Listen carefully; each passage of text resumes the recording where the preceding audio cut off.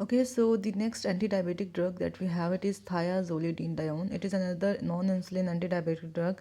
इसकी जो एग्जांपल्स इसमें आ जाती हैं रोजीग्लिटाजोन एंड पायोग्लिटाजोन. ठीक है, ग्लिटाजोन ग्रुप से बिलोंग करती हैं. रोजीग्लिटाजोन एंड पायोग्लिटाजोन ये thiazolidinedione ड्रग्स हैं, एंटी डायबिटिक ड्रग्स हैं.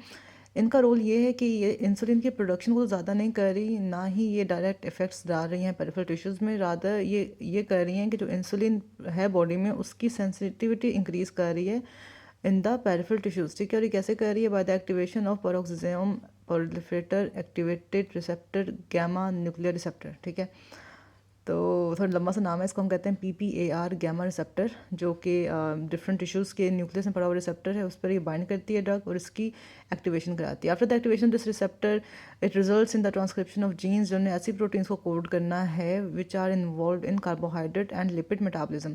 तो डेफिनेटली जब पेरिफेरल टिश्यूज़ में कार्बोहाइड्रेट और लिपिड का मेटाबॉलिज्म ज़्यादा होगा तो उनका तो फिर वो टिश्यूज़ ब्लड से ग्लूकोज को ज़्यादा अपटेक करेंगे ताकि वो जो मेटाबॉलिज्म हो रहा है उसको कॉम्पनसेट कर सकें. तो इसका प्राइमरी इफेक्ट यही है thiazolidinediones का, that they increase the glucose Uptake in the muscles and adipose tissue.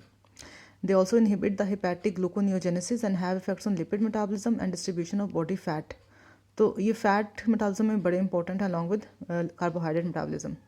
And they also reduce the risk of the development of diabetes in high risk individuals, जो pre diabetics उनमें ये उसका development of diabetes को prevent करती है, just like metformin.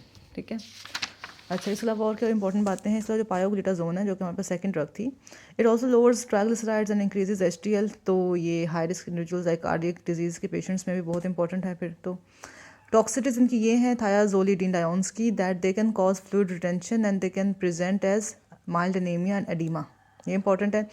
जो original थे thiazolidinediones वो रिमूव कर लिए गए थे मार्केट से because they were causing hepatotoxicity. But still जो न्यूअर भी आए हैं, जो न्यूअर thiazolidinediones भी हैं, उनके लिए भी हमें मॉनिटर करने चाहिए LFTs regularly because still they can be हेपाटोटॉक्सिक.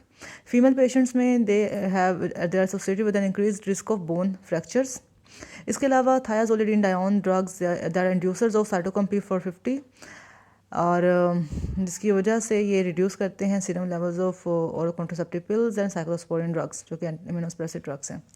तो ये हमने बात देख ली, एक बार इसको रिवाइज कर लेते हैं कि thiazolidinediones are the anti diabetic drugs. Example में have rosiglitazone and pioglitazone. They increase the target tissue sensitivity to insulin. ठीक है, increases the target tissue sensitivity to insulin by activation of peroxisome proliferator activated receptor gamma nuclear receptor. ठीक है, PPAR gamma receptor peroxisome proliferator activated receptor gamma nuclear receptor, and this receptor regulates the transcription of genes encoding proteins involved in carbohydrate and lipid metabolism. So इनका primary effect ये है that they increase the glucose uptake in the muscles and adipose tissue and also inhibit the hepatic gluconeogenesis and have effects on glucose on lipid metabolism and distribution of body fat.